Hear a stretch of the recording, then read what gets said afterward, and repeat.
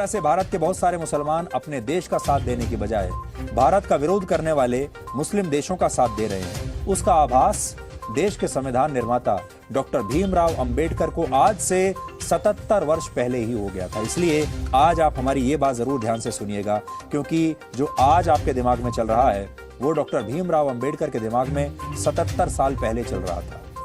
वर्ष 1945 में आजादी से 2 साल पहले उन्होंने एक पुस्तक लिखी थी जिसका नाम था पाकिस्तान और भारत का विभाजन।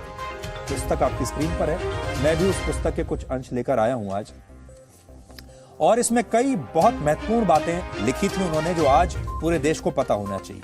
जैसे इसके पेज नंबर 297 पर डॉक्टर अंबेडकर लिखते हैं, भारत चाहे मुस्लिम शासन के अधीन ना हो, लेकिन भारत के मुसलमान भारत को दारुल हर्ब मानते हैं, ना कि दारुल इस्लाम। दारुल इस्लाम का मतलब होता है इस्लाम का घर, और दारुल हर्ब का अर्थ होता है युद्ध का घर। यानी डॉक्टर अंबेडकर कहते थे कि भारत के मुसलमान भारत को इस्लाम का घर नहीं, युद्ध का घर मानते हैं। इस्लामिक सिद्धांतों के अनुसार उनके लिए जिहाद की घोषणा करना पूरी तरह न्याय संगत है। और इसी पुस्तक में अंबेडकर लिखते हैं कि भारत के मुसलमान सिर्फ जिहाद की घोषणा ही नहीं कर सकते, बल्कि उसकी सफलता के लिए विदेशी इस्लामिक ताकतों की मदद भी ले सकते हैं। और अगर विदेशी मुस्लिम ताकतें जिहाद की घोषणा करना चाहती हैं तो इसमें भारत के मुसलमान उनकी सहायता भी कर सकते हैं।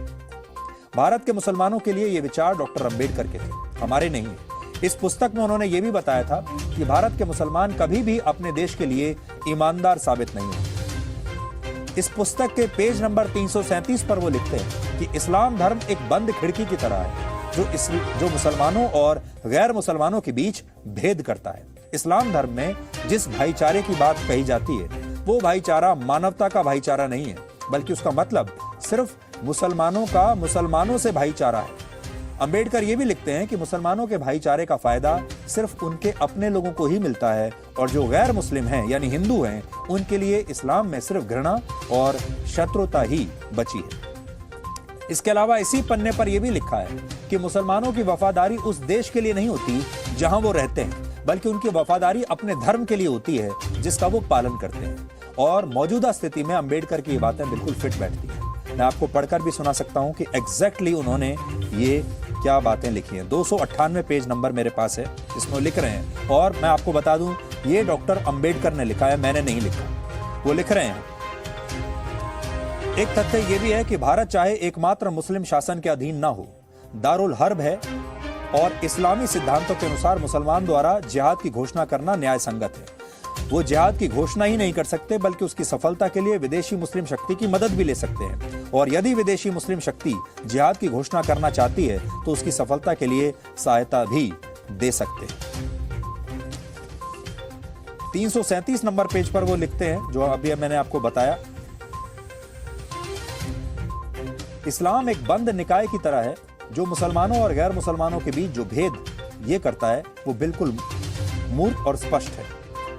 और वो आगे इसके बारे में लिख रहे हैं कि इस्लाम का दूसरा अवगुण ये है कि ये सामाजिक स्वशासन की एक पद्धति है और स्थानीय स्वशासन से मेल नहीं खाता, क्योंकि मुसलमानों की निष्ठा जिस देश में वो रहते हैं उसके प्रति नहीं होती, बल्कि वो उस धार्मिक विश्वास पर निर्भर करती है जिसका कि वो हिस्सा है। दूसरे शब्दों में वो आगे लिख रहे हैं, इस्लाम एक सच्चे मुसलमान को भारत को अपनी मातृभूमि और हिंदुओं को अपने निकट संबंधी मानने की इजाजत नहीं देता।